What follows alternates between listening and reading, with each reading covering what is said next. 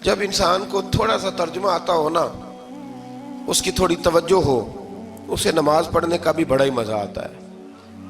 نبی کریم علیہ السلام فرماتے ہیں، رب فرماتا ہے یہ سورہ فاتحہ میرے اور میرے بندے کے درمیان آدھی آدھی ہے، آدھی میری ہے آدھی میرے بندے کی ہے۔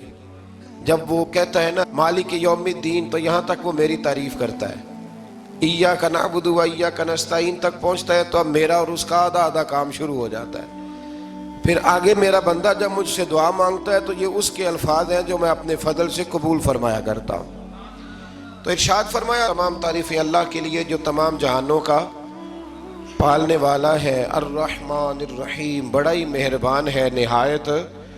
یہ رحمان مبالغے کا صیغہ ہے، یعنی اتنا رحم کرنے والا کہ جتنا کوئی اور رحم نہ کر سکے، اس لیے اللہ ہی رحمان ہو سکتا ہے، بندہ کوئی رحمان نہیں ہو سکتا۔ بندے کو رحیم کہا جا سکتا ہے، نبی پاک رحیم ہے لیکن رحمان نہیں ہے، اس لیے کسی بھی انسان کا نام رحمان نہیں ہو سکتا۔ کسی دکان پر بعض اوقات لوگ نام رکھ لیتے ہیں رحمان بک ڈپو، تو یہ درست نہیں ہے۔ بندے کا نام رحمان نہیں ہو سکتا، عبد الرحمان، اس لیے کہ یہ لفظ رحمان خدا کے علاوہ کسی اور کے لیے بولنا درست نہیں ہے۔ پھر ارشاد فرمایا مالک یوم الدین، اللہ مالک ہے قیامت کے دن کا۔ تو یا اللہ آج کے دن کا مالک بھی تو ہی ہے، آج جو یکم رمضان مبارک ہے تو اس دن کا مالک بھی اللہ ہی ہے۔ تو یہ جو خاص کر کہا مالک یوم الدین، اس کا معنی یہ ہے کہ یہاں کچھ لوگ عارضی طور بھی تو بعض چیزوں کے مالک ہیں نا، یہ زمین میری ہے، یہ گھڑی میری ہے، یہ گھر میرا ہے، یہ بچے میرے ہیں، عارضی طور پر بھی تو لوگ مالک ہیں۔ لیکن قیامت کے دن عارضی طور پر بھی کوئی مالک نہیں ہوگا، قیامت میں ساری بادشاہی فقط میرے اللہ کی ہوگی۔ بلکہ رب کریم فرمائے گا کہاں ہیں وہ لوگ جو دنیا میں بادشاہ بنا کرتے تھے، کدھر ہے؟ بڑے بڑے کج کلا جو کہتے تھے کہ ہم اٹھتے ہیں تو لوگ اٹھتے ہیں، بیٹھتے ہیں تو دنیا بیٹھ جاتی، وہ کہاں ہے؟ جب کوئی نہیں بولے گا تو رب فرمائے گا للہ الواحد القہار، آج ایک رب واحد اور قہار کی حکمرانی ہے۔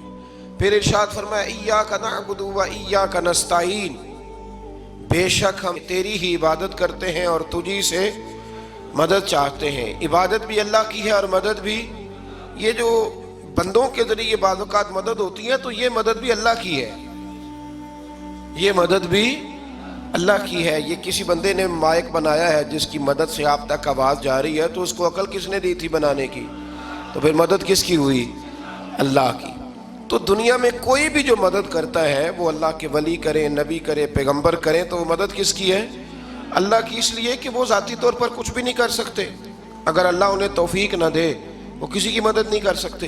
تو ایاک نعبد و ایاک نستعین، ہم تیری ہی عبادت کرتے ہیں، تجھی سے مدد چاہتے ہیں۔ اہدنا الصراط المستقیم، اے اللہ ہمیں سیدھا راستہ دکھا۔ کون سا راستہ سیدھا ہے؟ کون سا راستہ سیدھا ہے؟ تو اللہ نے خود ہی فرمایا ایسے ہی نہ بھٹک جانا، راستہ سیدھا وہ ہے صراط الذین انعمت علیہم، ان لوگوں کا راستہ سیدھا ہے جن پر اللہ نے انعام فرمایا ہے۔ اور وہ کون ہے؟ قرآن مجید نے خود فرمایا انعم اللہ علیہم من النبیین والصدیقین والشہداء والصالحین، وہ نبی ہیں، صدیق ہیں، شہید ہیں اور نیک لوگ ہیں۔ فرمایا اپنی مرضی کے راستے پہ چلو گے تو بھٹک جاؤ گے، رب کی بارگاہ میں سوال کرنا کہ وہ تمہیں نبیوں کے، صدیقوں کے، شہیدوں کے اور نیک لوگوں کے راستے پہ چلائے۔ غیر المغضوب علیہم ولا الضالین، نہ ان لوگوں کے راستے پہ چلا جن پر تیرا غضب ہوا، اور نہ ان کے راستے پہ چلا جن پر تو ناراض ہوا، جنہیں تو نے گمراہ کیا، ان لوگوں کے راستے پہ نہ چلا، بلکہ ان لوگوں کے راستے پہ چلا جن پر تیرا انعام ہوا۔ یہ جو لوگ ہیں نا مغضوب علیہم ولا الضالین، ایک گروہ یہودیوں کا ہے اور ایک عیسائیوں کا ہے۔ کہا جا رہا ہے یا اللہ نہ یہودیوں کے راستے پہ چلا اور نہ عیسائیوں کے راستے پہ چلا، ہمیں تو ابوبکر صدیق کے راستے پہ چلا، ہمیں تو عمر فاروق کے راستے پہ چلا، عثمان غنی، مولا علی اور جناب ابو ہریرہ کے راستے پہ چلا۔ اب یہ سورہ فاتحہ کا تو میں نے مکمل ترجمہ عرض کیا۔ سورہ بقرہ یہ قرآن مجید کی سب سے بڑی سورہ ہے۔ ایک حدیث اس کی فضیلت پہ سن لیں، نبی کریم علیہ السلام نے فرمایا جس گھر میں سورۃ بقرہ پڑھی جائے نا، فرمایا جن کیا وہاں سے تو شیطان بھی بھاگ جاتا ہے۔ سورہ بقرہ گھروں میں پڑھیں. یہ سب سے بڑا تعویذ ہے. اگر گھر میں جنات ہوں، کوئی آسیب ہوں، اور یہ وہ والا تعویذ ہے جو مدینے والے رسول نے عطا فرمایا ہے. یہ سب سے بڑی سورہ ہے. مفسرین فرماتے ہیں اگر کوئی استدلال کی قوت رکھتا ہو تو ایک 100 چیز کا اللہ نے حکم دیا ہے. بلکہ امام اعظم فرماتے ہیں 100 تھوڑی ہے، میری نظر سے پڑھو تو 1000 چیزوں کا حکم دیا ہے، 1000 سے منع کیا ہے، اور 1000 قسم کی نصیحتیں اللہ کریم نے سورہ بقرہ کے اندر فرمائی ہیں. اس سورہ مبارکہ کا جو پہلا رکوع ہے نا، اس میں جو سب سے پہلی آیت ہے وہ ہے الف لام میم. ان کو کہتے ہیں حروف مقطعات. پہلا لفظ ہی جب کوئی قرآن مجید کا پڑھتا ہے نا، بہت بڑا عالم فاضل، بہت بڑا محدث، تو اسے یہ کہنا پڑتا ہے کہ میں نہیں جانتا، اللہ جانتا ہے یا اللہ کا رسول جانتا ہے. الف لام میم کا معنی ہم نہیں جانتے، اللہ جانے یا اللہ کا رسول جانے، یا جس کو وہ دونوں بتا دیں وہ جانتا ہے، ورنہ یہ اللہ اور اس کے رسول کا راز ہے. یہ آگے ارشاد فرمایا ذالک الکتاب لا ریب فیہ، یہ وہ عظیم کتاب ہے جس میں شک کی کوئی گنجائش نہیں ہے. ھدی للمتقین، یہ ہدایت ہے پرہیزگاروں کے لیے. سوال یہ ہوتا تھا کہ یا اللہ جو متقی پرہیزگار ہیں وہ تو پہلے ہی ہدایت پہ ہیں، تو قرآن بھی اگر انہیں ہدایت دے گا تو پھر جو گناہگار ہیں ان کی ہدایت کہاں ہے؟ تو اس آیہ مقدسہ کا معنی مفسرین نے یہ بیان فرمایا ہے کہ مطلب اس کا یہ ہے کہ قرآن ہدایت دیتا سب کو ہے، لیکن اس سے ہدایت حاصل متقی لوگ کرتے ہیں. بارش برستی ہے نا سب جگہوں پہ، لیکن اگر کسی نے فرش کرایا ہو، ٹائلیں لگوائی ہو، تو وہاں پھل پھول اگ سکتے ہیں، سبزہ اگ سکتا ہے. اس کے لیے زمین کا زرخیز ہونا شرط ہے. قرآن مجید سب کو ہدایت دیتا ہے، لیکن قرآن مجید سے ہدایت لیتے وہ ہیں جنہیں اللہ نے تقوی والا دل عطا فرمایا ہے، ڈرنے والا دل دیا. آگے جو آیات ہیں نا 5، ان میں اللہ تبارک و تعالی نے متقی لوگوں کی فضیلت بیان کی ہے، نشانیاں بیان کی ہیں کہ وہ کون ہوتے ہیں. ان میں پہلا ارشاد فرمایا کہ متقی وہ ہوتا ہے جو غیب پہ ایمان لے آتا ہے، اس چکر میں نہیں پڑتا کہ آنکھوں سے دیکھوں گا تو مانوں گا. اور دوسرا فرمایا متقی وہ ہوتا ہے جو نماز قائم کرتا ہے اور اللہ کے دیے ہوئے رزق سے اللہ کے راستے میں خرچ کرتا ہے. اور تیسرا فرمایا متقی وہ ہوتے ہیں کہ محبوب جو قرآن ہم نے آپ پہ نازل کیا اس پر بھی ایمان لاتے ہیں، اور جو آپ سے پہلے نازل کیا گیا اس پر بھی ایمان لاتے ہیں، یعنی تورات کو، زبور کو، انجیل کو، اس کو بھی وہ مانتے ہیں. اور پھر اللہ کریم نے فرمایا اولئک علی ھدی من ربہم واولئک ھم المفلحون. یہ جو لوگ ہیں نا غیب پر ایمان لانے والے، نماز پڑھنے والے، زکوٰۃ دینے والے، پچھلی کتابوں کو بھی ماننے والے، نبیوں کو بھی ماننے والے، اور رسول پاک پر ایمان لانے والے، فرمایا یہ وہ لوگ ہیں جو اللہ کی طرف سے ہدایت پر ہیں، اور یہ وہ لوگ ہیں جو دنیا میں بھی کامیاب ہو جائیں گے اور آخرت میں بھی کامیاب ہو جائیں گے. پھر آگے نا اللہ تبارک و تعالی نے کفار کا ذکر فرمایا ہے 3 آیات کے اندر. مومن کے بعد دوسرا درجہ کس کا ہے ذکر میں؟ کافر کا. پہلے بات ہوئی 5 آیات میں مومنوں کی، اب 3 آیات میں ذکر کیا گیا پکے کافروں کا. مومن وہ ہوتا ہے زبان سے بھی اللہ اور اس کے رسول کو مانے، ان کی لائی ہوئی چیزوں کو مانے اور دل سے بھی تسلیم کرے. اور کافر وہ ہوتا ہے کہ جو نہ زبان سے مانتا ہے اور نہ ہی دل سے تسلیم کرتا ہے. پھر اللہ تبارک و تعالیٰ نے 13 آیات کے اندر 3 آیتوں میں کافروں کا ذکر کیا، اور 13 آیات کے اندر پھر منافقین کا ذکر فرمایا ہے. منافق اس کو کہتے ہیں، منافق اس کو کہتے ہیں جو زبان سے تو دعوے اونچے اونچے کرتا ہے ایمان کے، لیکن اس کے دل میں ایمان موجود نہیں ہوتا. آپ حیران ہوں گے، یہیں پہ بات کو ذرا غور سے سمجھیں کہ مومنوں کا ذکر 5 آیات میں اور کفار کا 3 آیات میں، پکے کفار کا. اور منافقین کے لیے اللہ نے اگلے ہی رکوع میں 13 آیات بیان فرمائی. 13. یہ خطرناک گروہ ہے منافقین کا، یہ خوفناک لوگ ہیں. یہ وہ چھپی ہوئی بیماری ہے کہ جس کو پکڑنا تھوڑا مشکل ہے. کچھ بیماریوں کو ڈاکٹر کہتے ہیں نا یہ خاموش قاتل ہے، قتل کر دیتی ہے پر پتہ نہیں لگنے دیتی. اسی طرح منافقین کا ٹولہ ہے. قرآن مجید کہتا ہے ان منافقین کے بارے میں وَمِنَ النَّاسِ مَن يَقُولُ آمَنَّا بِاللَّهِ وَبِالْيَوْمِ الْآخِرِ وَمَا هُمْ بِمُؤْمِنِينَ. اے محبوب کچھ لوگ کہتے ہیں ہم اللہ اور آخرت پر ایمان لائے، لیکن وہ ایمان لانے والے نہیں ہے تو جب رب کہتا ہے نہیں ہے، آج کسی کو کہہ دیا جائے نا کہ وہ بندہ جھوٹا کلمہ پڑھتا ہے، اس کی باتیں نہیں بتاتی، تو کہتے ہو آپ ایک کلمہ گو کو برا کہہ رہے ہیں۔ تو یہاں تو اللہ ان کے کلمے کا بھی اعلان فرما رہا ہے اور ان کے نفاق کا بھی اعلان 13 آیات میں، اور رب فرماتا ہے یخادعون اللہ والذین آمنوا وما یخدعون الا انفسهم وما یشعرون، فرمایا وہ اللہ کو دھوکہ دینا چاہتے ہیں مومنوں کو، حالانکہ نہیں دھوکہ دیتے مگر اپنی ہی جانوں کو، انہیں شعور ہی نہیں۔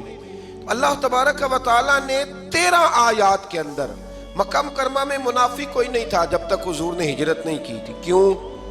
اس لیے کہ وہاں جو کلمہ پڑھتا تھا اسے مار کھانی پڑتی تھی۔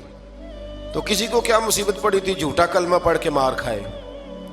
مدینے میں جب اسلامی حکومت قائم ہو گئی نا، تو کچھ لوگوں نے اسلامی حکومت سے فائدہ لینے کے لیے جھوٹے موٹے کلمے پڑھ لیے، اندر کفر رکھتے تھے، اوپر سے اظہار اسلام کرتے تھے۔ تو رب فرماتا ہے کہ ان کا یہ ایمان قابل قبول نہیں ہے، تو یا اللہ پھر کس کا ایمان قابل قبول ہے؟ تو اللہ کریم نے فرمایا وَإِذَا قِيلَ لَهُمْ آمِنُوا كَمَا آمَنَ النَّاسِ، جب ان سے کہا جاتا ہے نا اس طرح ایمان لاؤ جس طرح دوسرے لوگ لائے، یعنی ابو بکر صدیق کی طرح ایمان لاؤ، عمر فاروق کی طرح ایمان لاؤ، عثمان غنی کی طرح، مولا علی کی طرح، بلال حبشی کی طرح، تو کیا جواب دیتے ہیں؟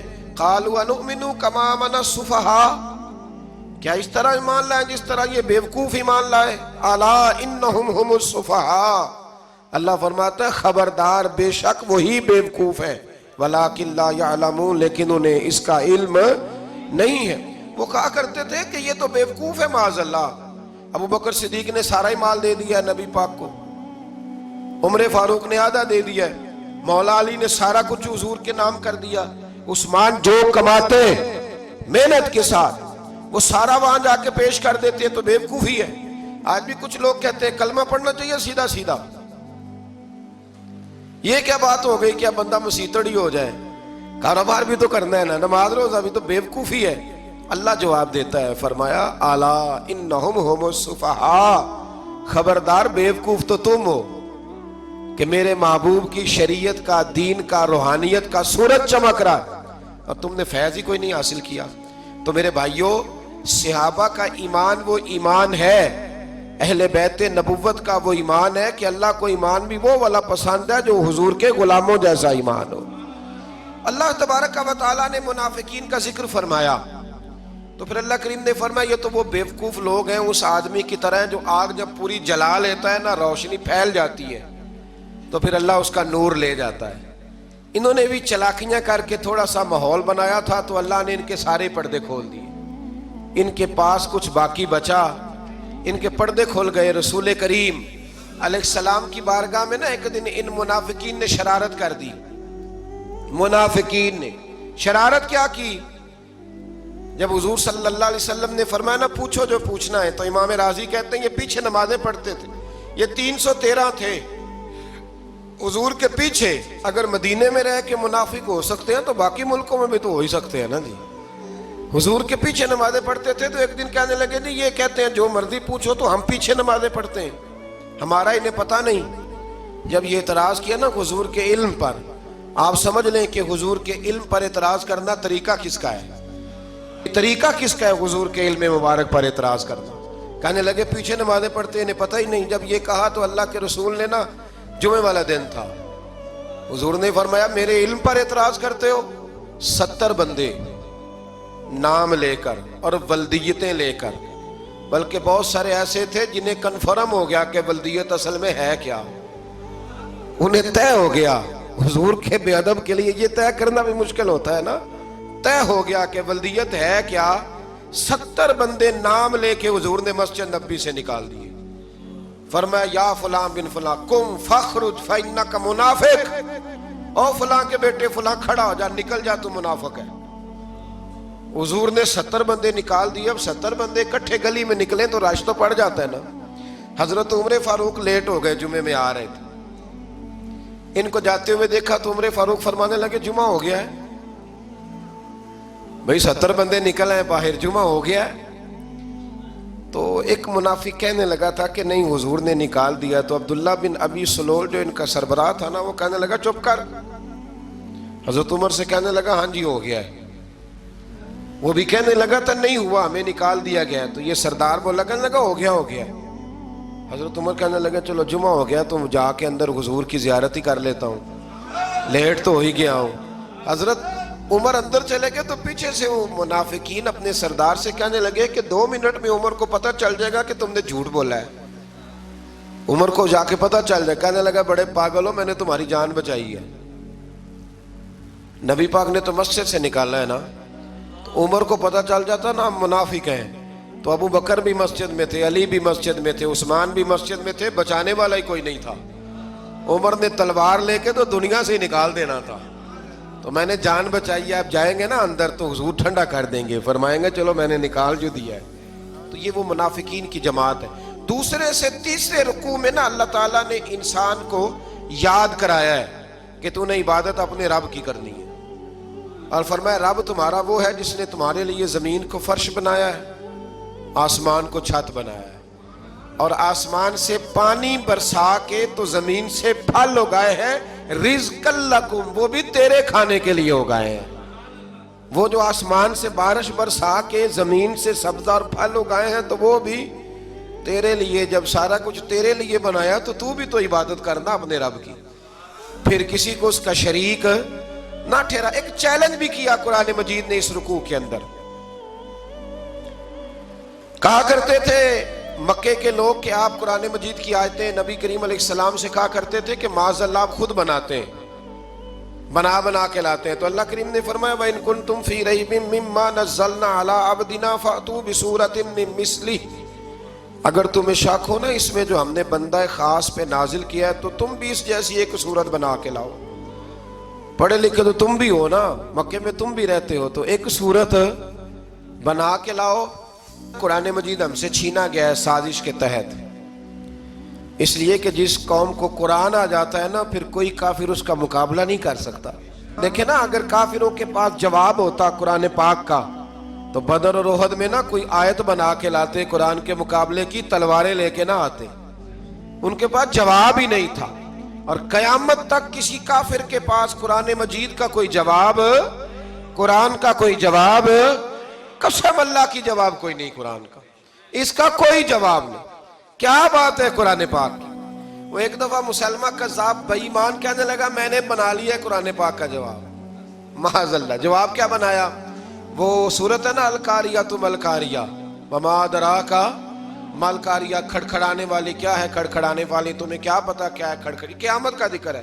کہنے لگا میں نے اس جیسی سورت بنا لیا. تو کیا بنایا؟ الفیل ملفیل وما ادراک ما الفیل. کہنے لگا ہاتھی, تمہیں کیا پتا کیا ہاتھی, تم کیا جانو کیا ہاتھی. تو پاس جو اس کے اپنے بیٹھے تھے نا چیلے, وہ کہنے لگے چپ کر جا, سارے زمانے کو پتا ہے ہاتھی کیا ہوتا ہے. تو پاگل ہے, اس کے 2 کان ہوتے ہیں, ایک سونڈ ہوتی ہے, 4 اس کے پیر ہوتے ہیں. بیوقوف آدمی, قرآن کا مقابلہ کرنا ہے تو کچھ چج کے ساتھ کر, پاگلوں کی طرح مقابلہ کرے گا, جوتے کھائے گا بھی ہمیں بھی پڑھوائے گا. تو قرآن مجید کا کوئی مقابلہ کر سکا؟ تو اس آیہ مبارکہ میں اللہ نے کافروں کو یہ کہا اگر مقابلہ نہیں کر سکتے تو پھر اللہ سے ڈرو, ورنہ دوزخ میں ڈالے جاؤ گے. وہ جس کا ایندھن آدمی اور پتھر ہے, اور بنائی بھی کافروں کے لیے گئی ہے. اعدت للکافرین, جہنم کس کے لیے بنائی گئی ہے؟ کافروں اور منافقوں کے لیے. مسلمانوں کے لیے بنائی گئی. مسلمان مرضی سے چھلانگے لگائیں تو ان کی موج ہے, ورنہ ان کے لیے جہنم, ان کے لیے اللہ نے جنت بنائی ہے. اور یہ بات کرتے ہی رب کریم نے فرمایا اے محبوب علیہ الصلوۃ والسلام, مومنوں کو خوشخبری دے دیں کہ اللہ نے ان کے لیے جنت بنائی ہے, اس میں باغات ہیں, انہیں رزق دیا جائے گا کھانے کے لیے, اور اس میں انہیں پاکیزہ بیویاں دی جائیں گی, اور پھر وہ اس میں ہمیشہ رہیں گے, انہیں اس سے نکالا نہیں جائے گا. آگے جو آیات کریمہ ہے نا اس کے اندر اللہ تبارک و تعالیٰ نے فرمایا ہے کہ اللہ حیا نہیں کرتا سمجھانے کے لیے مچھر کی مثال بھی دینی پڑے. فرمایا قرآن سے کچھ لوگ ہدایت حاصل کرتے ہیں اور کچھ گمراہ ہو جاتے ہیں. جب لوگ اپنی مرضی کی تشریحات چاہتے ہیں تو گمراہ ہوتے ہیں, اور جب قرآن کو رسول اللہ صلی اللہ علیہ وسلم اور امت مسلمہ کی تشریحات کی روشنی میں سمجھتے ہیں تو پھر اللہ ہدایت عطا فرماتا ہے.